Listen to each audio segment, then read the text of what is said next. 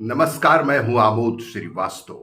Amazing thought, amazing message, amazing information की दिशा में आज एक कदम और आगे।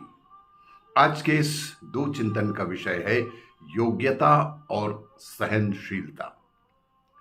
आपको ये मेरा वीडियो अच्छा लगे तो लाइक करें, शेयर करें और लाल बटन दबाकर सब्सक्राइब अवश्य करें। साथ ही बेल आइकन दबाना बिल्कुल ना भूलें। आज के इस प्रथम चिंतन का विषय योग्यता के अनुसार हमें कार्य करना चाहिए।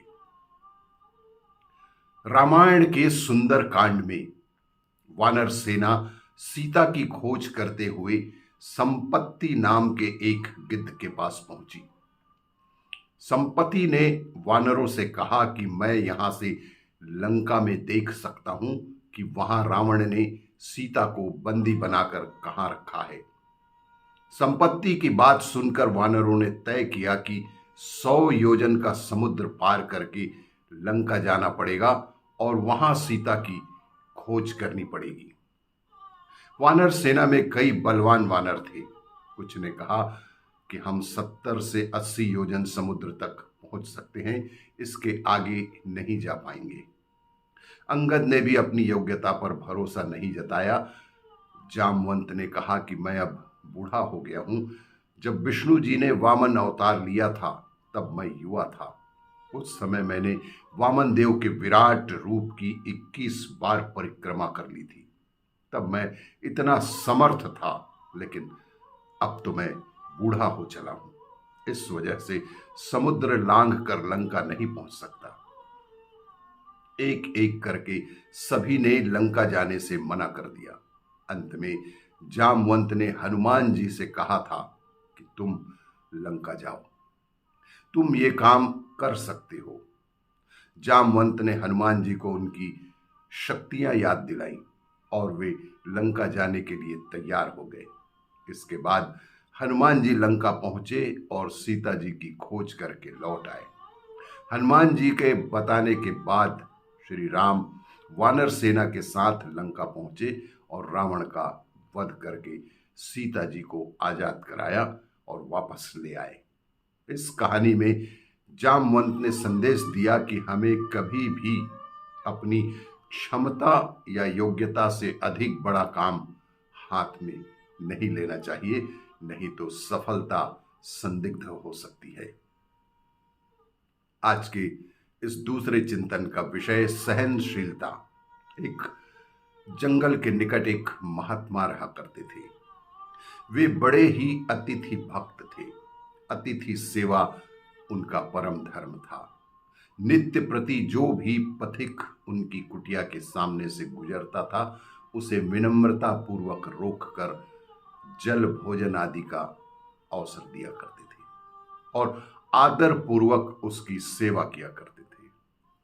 एक दिन किसी पथिक की प्रतीक्षा करते करते उन्हें शाम हो गई, पर कोई भी राही ना निकला। उस दिन नियम टूट जाने की आशंका में वे बड़े ही व्याकुल थे। उन्होंने देखा कि एक लगभग 100 साल का बूढ़ा थका हारा चला आ रहा है।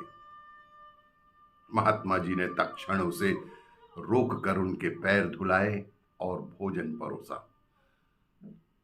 बूढ़ा व्यक्ति बिना भगवान का भोग लगाए और धन्यवाद दिए तत्काल भोजन पर जुट ही गया। यह सब देखकर महात्मा को आश्चर्य हुआ और वो बूढ़े से इस बात की शंका भी जताई कि बूढ़े ने कहा, मैं न तो अग्नि को छोड़कर किसी ईश्वर को मानता हूं और न ही किसी देवता को। मैं तो सिर्फ और सिर्फ अग्नि को ही मानता हूं।